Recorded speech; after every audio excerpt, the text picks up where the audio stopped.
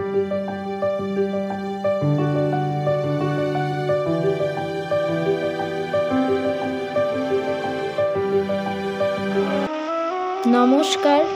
আপনাদের সকলকে স্বাগত জানাই স্টোরি লাইফ 14 চ্যানেলে। আজ আমরা শুনব রবীন্দ্রনাথ ঠাকুরের অমর সৃষ্টি দেনা পাওনা গল্পটি। এই কাহিনীর কেন্দ্রবিন্দুতে আছে এক বিয়ে, এক মানসিক দ্বন্দ্ব আর এক জীবন সংগ্রামের কথা। তাহলে চলুন রবীন্দ্রনাথের কলমে আঁকা এক অদ্ভুত সুন্দর জগতে প্রবেশ করি। শুরু করছি দেনা পাওনা গল্পটি। 5 ছেলের পর যখন এক কন্যা জন্মিল, তখন বাপ মায়ে অনেক আদর করিয়া তাহার নাম রাখিলেন নিরুপমা।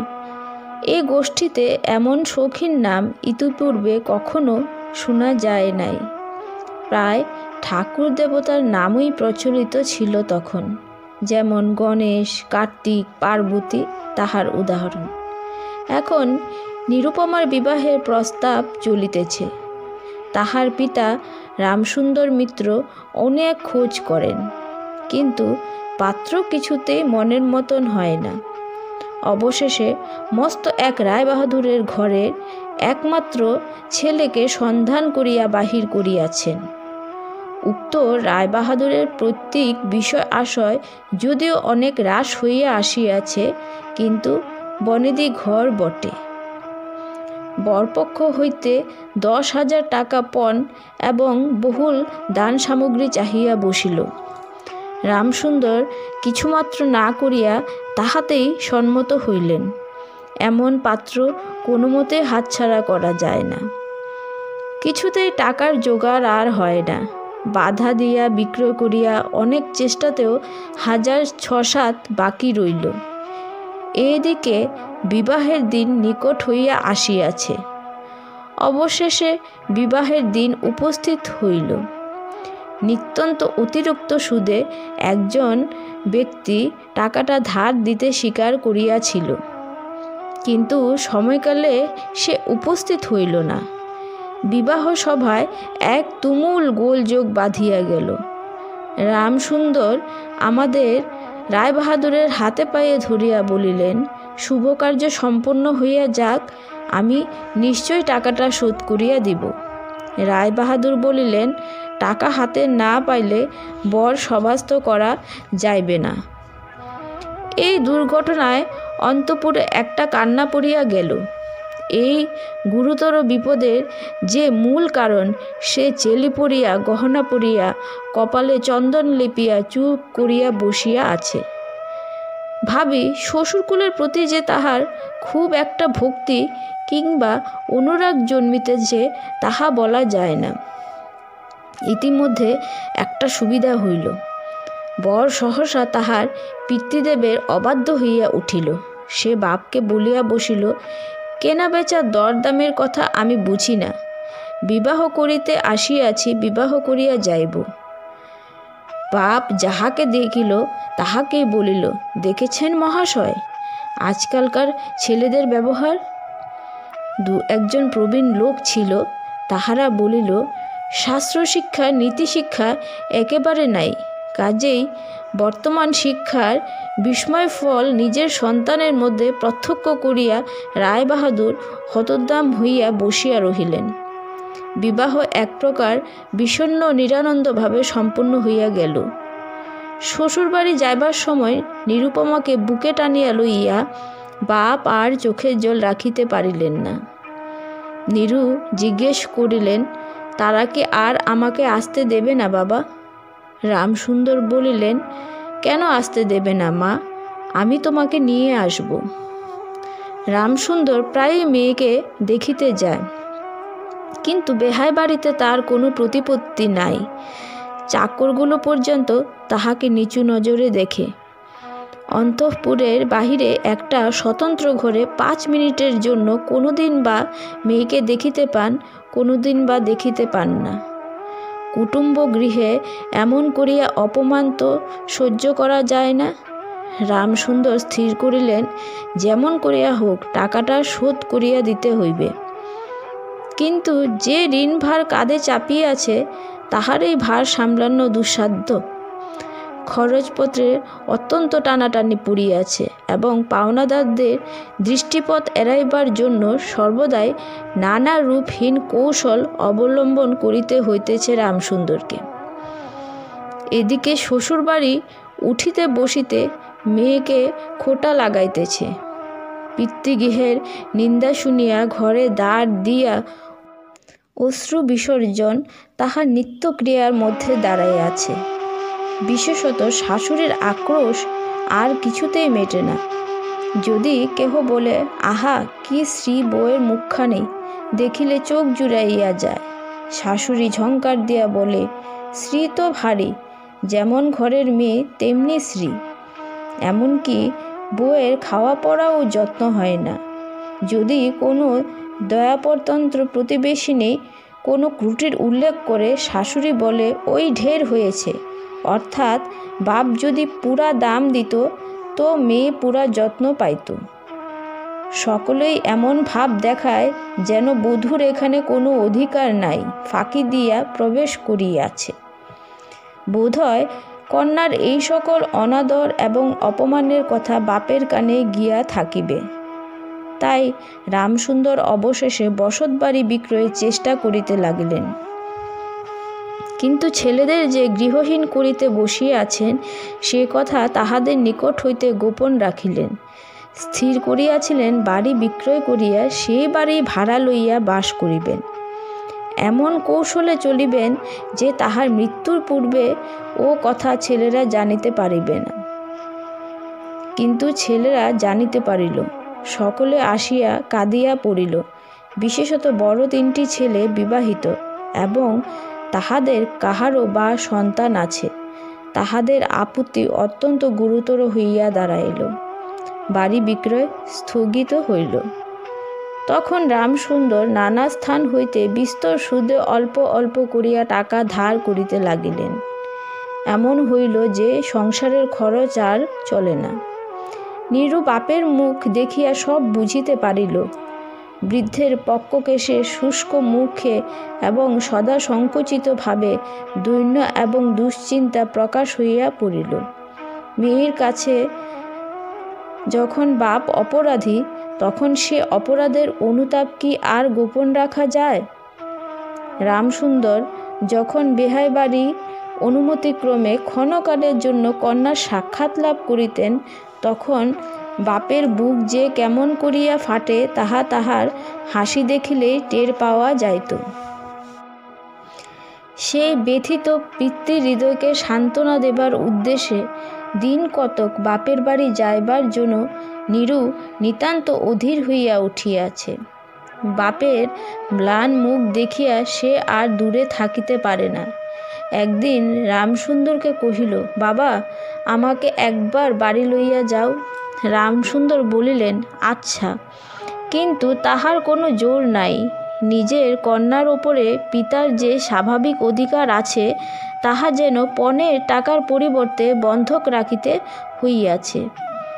এমনকি কন্যার দর্শন সেও অতি সসংকোচে ভিক্ষা চাহিতে হয় এবং সময় বিশেষে নিরাশ হইলে দ্বিতীয় কথাটি কহিবার মুখ থাকে না।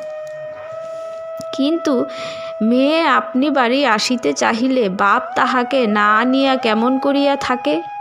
তাই বেহাইয়ের নিকট সে সম্বন্ধে দরখাস্ত পেশ করিবার পূর্বে রামসুন্দর কত হীনতা, কত অপমান, কত ক্ষতি স্বীকার করিয়া যে 3,000 টাকা সংগ্রহ করিয়াছিলেন সে ইতিহাস থাকাই ভালো।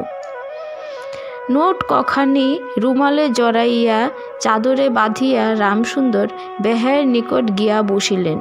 প্রথমে হাস্যমুখে পাড়ার খবর পাড়িলেন। হরেকৃষ্ণের বাড়িতে একটা মস্ত চুরি হইয়া গিয়াছে, তাহার আদ্যোপান্ত বিবরণ বলিলেন।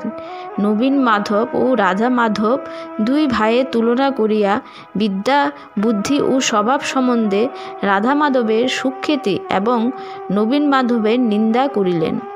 শহরে একটা নতুন ব্যামো আসিয়াছে, সে সম্বন্ধে অনেক আজগুবি আলোচনা করিলেন।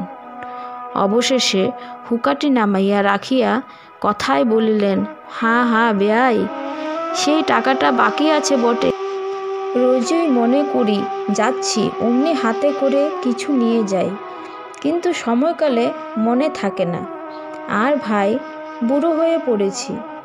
অমনি এক দীর্ঘ ভূমিকা পালন করিয়া পঞ্জরের তিনখানি অস্থির মতো সেই তিনখানি নোট যেন অতি সহজে অতি অবহেলে বাহির করিলেন।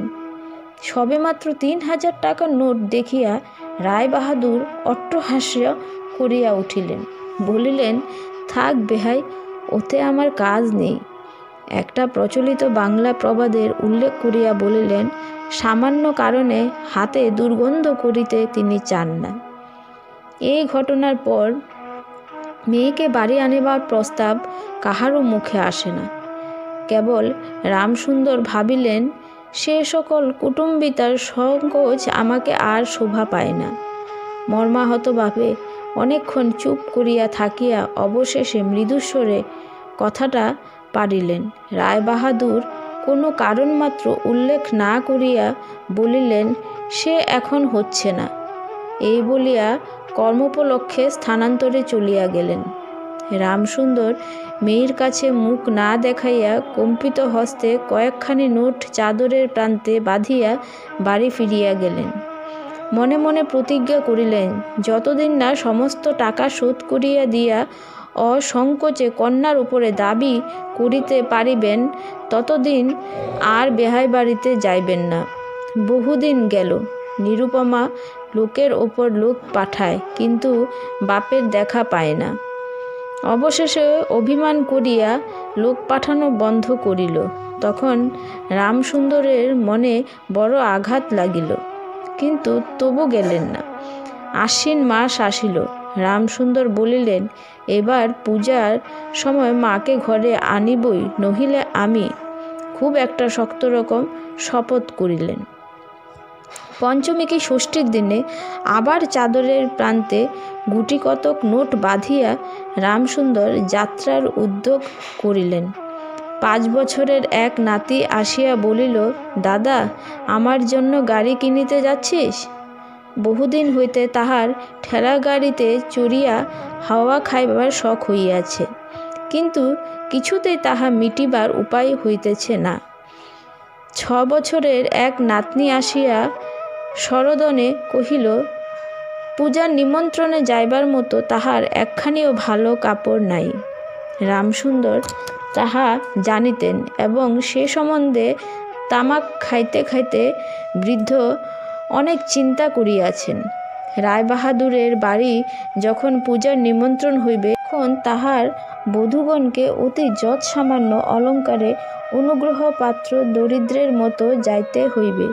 এ কথা স্মরণ করিয়া তিনি অনেক দীর্ঘ নিঃশ্বাস ফেলিলেন, কিন্তু তাহাতে তাহার ললাটের বার্ধক্যরেখা গভীরতর অঙ্কিত হওয়া ছাড়া আর কোনো ফল হয় নাই।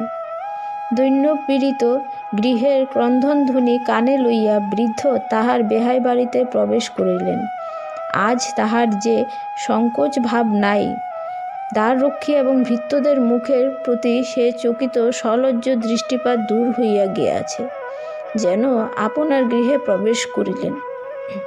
শুনিলেন রায়বাহাদুর ঘরে নাই, কিছুক্ষণ অপেক্ষা করিতে হইবে। মনের উচ্ছ্বাস সংবরণ করিতে না পারিয়া রামসুন্দর কন্যার সহিত সাক্ষাৎ করিলেন। আনন্দে 2 চোখ দিয়া জল পড়িতে লাগিল। বাপও কাঁদে, মেয়েও কাঁদে, দুজনেই কেহ আর কথা কহিতে পারে না। এমন করিয়া কিছুক্ষণ গেল।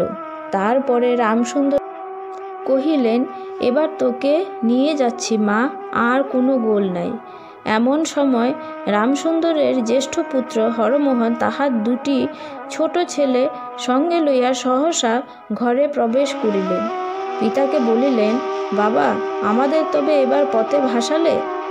রামসুন্দর সহসা অগ্নিমূর্তি হইয়া বলিলেন, তোদের জন্য কি আমি নরকগামী হব? আমাকে তোরা আমার সত্য পালন করতে দিবি নে? রামসুন্দর বাড়ি বিক্রয় করিয়া বসিয়া আছেন। ছেলেরা কিছুতেই না জানিতে পায় তাহার অনেক ব্যবস্থা করিয়াছিলেন, কিন্তু তবু তাহারা জানিয়াছে দেখিয়া তাহাদের প্রতি হঠাৎ অত্যন্ত রুষ্ট ও বিরক্ত হইয়া উঠিলেন। তাহার নাতি তাহার 2 হাঁটু সবলে জড়াইয়া ধরিয়া মুখ তুলিয়া কহিল, দাদা, আমাকে গাড়ি কিনে দিলে না?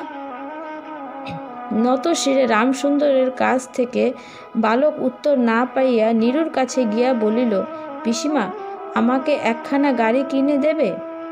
নিরুপমা সমস্ত ব্যাপার বুঝিতে পারিয়া কহিল, বাবা, তুমি যদি আর 1 পয়সা আমার শ্বশুরকে দাও তাহলে আর তোমার মেয়েকে দেখতে পাবে না। এই তোমায় গা ছুঁয়ে বলল। রামসুন্দর বলিলেন, ছি মা, অমন কথা বলতে নেই। আর এই টাকাটা আমি যদি না দিতে পারি, বাপের অপমান আর তোরও অপমান। নীরু কহিল, টাকা যদি দাও তবেই অপমান? তোমার মেয়ের কি কোনো মর্যাদা নেই? আমি কি কেবল একটা টাকার থলি? যতক্ষণ টাকা আছে ততক্ষণ আমার দাম। না বাবা, এই টাকা দিয়ে তুমি আমাকে অপমান করো না। তাছাড়া আমার স্বামী তো এ টাকা চান না। রামসুন্দর কহিলেন, তাহলে তোমাকে যেতে দেবে না মা। নিরুপমা কহিল, না দেয় তো কি করবে বলো? তুমিও আর নিয়ে যেতে চেও না। রামসুন্দর কম্পিত হস্তে নোট বাঁধা চাদরটি কাঁধে তুলিয়া আবার চোরের মতো সকলের দৃষ্টি এড়াইয়া বাড়ি ফিরিয়া গেলেন। কিন্তু রামসুন্দর এই যে টাকা আনিয়াছিলেন এবং কন্যার নিষেধে সে টাকা না দিয়াই চলিয়া গিয়েছেন, সে কথা গোপন রহিল না। কোনো স্বভাব কৌতূহলী দ্বার লগ্ন কর্মদাসী নীরুর শাশুড়িকে এই খবর দিল। শুনিয়া তাহার আর আক্রোশের সীমা রহিল না। নিরুপমার পক্ষে তার শ্বশুরবাড়ি সরসজ্জা হইয়া উঠিল। এদিকে তাহার স্বামী বিবাহের অল্পদিন পরে ডেপুটি ম্যাজিস্ট্রেট হইয়া দেশান্তরে চলিয়া গিয়াছে এবং পাছে স্বর্গদোষহীনতা শিক্ষা হয়, এই উজরে সম্প্রতি বাপের বাড়ির আত্মীয়দের সহিত নীরুর সাক্ষাৎকার সম্পূর্ণ নিষিদ্ধ হইয়াছে। এই সময়ে নীরুর একটা গুরুতর পীড়া হইল, কিন্তু সেই জন্য তাহার শাশুড়িকে সম্পূর্ণ দোষ দেওয়া যায় না। শরীরের প্রতি সে অত্যন্ত অবহেলা করিত। কার্তিক মাসের হিমের সময় সমস্ত রাত মাথার দরজা খোলা। শীতের সময় গায়ে কাপড় নাই, আহারের নিয়ম নাই। দাসীরা যখন মাঝে মাঝে খাবার আনিতে ভুলিয়া যাইত, তখন সে তাহাদের একবার মুখ খুলিয়া স্মরণ করাইয়া দেওয়া, তাহাও সে করিত না। সে যে পরের ঘরের দাস দাসী এবং কর্তাগৃহিণীদের অনুগ্রহের উপর নির্ভর করিয়া বাস করিতেছে, এই সংস্কার তাহার মনে বদ্ধমূল হইতেছিল। কিন্তু এইরূপ ভাবটাও শাশুড়ির সহ্য হইত না। যদি আহারের প্রতি বধূর কোনো অবহেলা দেখিতেন, তবে শাশুড়ি বলিতেন, নবাবের বাড়ির মেয়ে কিনা, গরিবের ঘরের অন্ন ওর মুখে রোচে না। কখনো বা বলিতেন, দেখো না একবার ছিঁড়ি হচ্ছে, দেখো না দিনে দিনে যেন পোড়া কাঠ হয়ে যাচ্ছে। রোগ যখন গুরুতর হইয়া উঠিল, তখন শাশুড়ি বলিলেন, ওর সমস্ত ন্যাকামি। অবশেষে একদিন নীরু সবিনয়ে শাশুড়িকে বলিল, বাবাকে আর আমার ভাইদের একবার দেখব মা। শাশুড়ি বলিলেন, কেবল বাপের বাড়ি যাইবার চল? কেহ বলিলে বিশ্বাস করিবে না। সেদিন সন্ধ্যার সময় নীরুর শ্বাস উপস্থিত হইল। সেই দিন প্রথম ডাক্তার দেখিল এবং সেই দিন ডাক্তারের দেখা শেষ হইল। প্রতিমা বিসর্জনের সমারোহ সম্বন্ধে জেলার মধ্যে রায়চৌধুরীদের যেমন লোকবিখ্যাত প্রতিপত্তি আছে, বড় বউয়ের সৎকার সম্বন্ধে রায়বাহাদুরদের তেমনি একটি খ্যাতি রটিয়া গেল। এমন চন্দন কাষ্ঠের চিতা এই মুলুকে কেহ কখনো দেখে নাই। এমন ঘটা করিয়া শ্রাদ্ধও কেবল রায়বাহাদুরদের বাড়িতেই সম্ভব, এবং শোনা যায় ইহাতে তাহাদের কিঞ্চিৎ ঋণ হইয়াছিল। রামসুন্দরকে সান্ত্বনা দেবার সময় তাহার মেয়ের যে কিরূপ মহাসমারোহে মৃত্যু হইয়াছে, সকলেই তাহার বহুল বর্ণনা করিল। এদিকে ডেপুটি ম্যাজিস্ট্রেটের চিঠি আসিল। আমি এখানে সমস্ত বন্দোবস্ত করিয়া লইয়াছি, অতএব অবিলম্বে আমার স্ত্রীকে এখানে পাঠাইবে। রায়বাহাদুরের মহিষী লিখিলেন, বাবা, তোমার জন্যে আরেকটি মেয়ে সম্বন্ধ করিয়াছি, অতএব অবিলম্বে ছুটি লইয়া এখানে আসিবে। এবারে 20,000 টাকার পণ এবং হাতে হাতে আদায়।